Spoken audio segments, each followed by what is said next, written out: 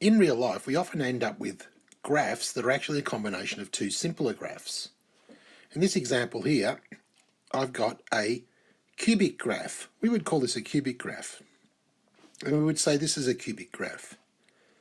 But in reality, it's a cubic graph mixed with a linear graph. X cubed is the cubic part, minus x is the linear part.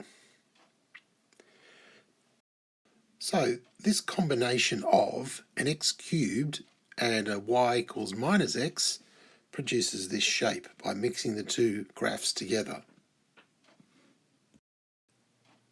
So if we look at the two graphs in isolation, over here, this is the x cubed graph.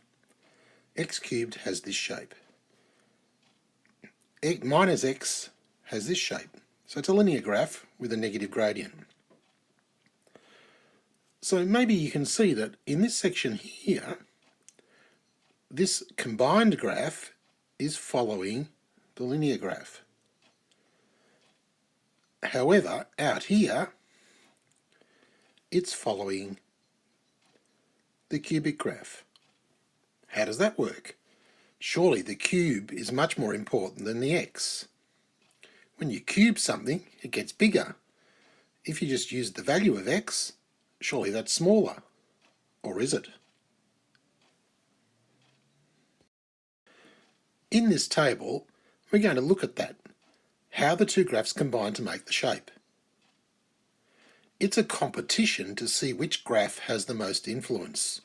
In the end, they both win, but at different parts of the graph. In other words, they take it in turns to determine the shape. Have a look at this.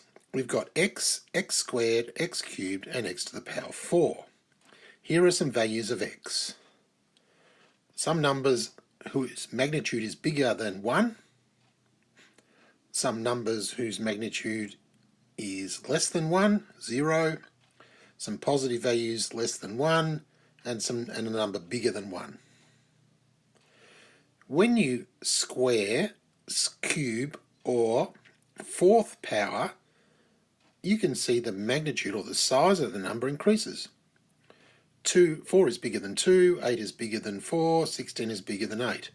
As you might expect, the bigger power makes a bigger number. The same thing happens over here.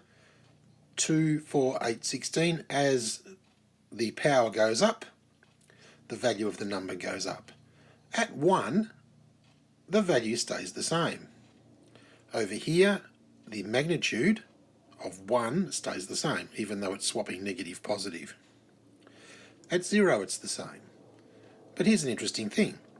For a fraction that's between minus 1 and 0, or between 0 and 1, 0.1 is actually a bigger value than 0.1 squared, or 0.1 cubed, and 0.1 to the power 4.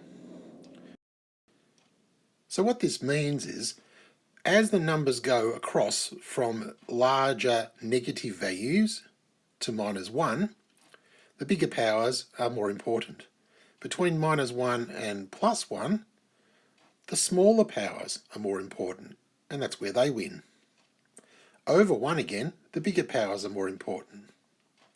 So you can see that for every graph that's a combination of cubes and squares and linear, there will be a time where each part of the graph is dominated by one part of the equation. Here is a graph with an x to the power 4, an x to the power 2, and an x. There'll be times where the x to the power 4 is the dominant part of the equation, and there'll be times where the x squared is the dominant part. A minus 2 means it's upside down. And there'll be times when the linear part is the dominant part of the equation. Let's have a look if we can spot them. This one should be in the middle. This one should be a bit to the side.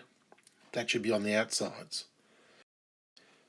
So in the middle, here is a small part of the graph where the linear part, y equals x, seems to be in charge. Then we've got this bump here which is caused by the minus 2x squared. And then on the extremes, the x to the power 4 is dominating the graph. So we would call this a quartic graph because the dominant power, or the main power, is x to the 4. But there are times where the x squared determines the shape of the graph, and times where the x determines the shape of the graph. They take it in turns. A quartic does a classic U shape, similar to a parabola but more extreme. Part of the graph is taken over by the linear, part of it is taken over by the inverted parabola. They're taken in turns to make the bumps and turns that are characteristic of this particular graph.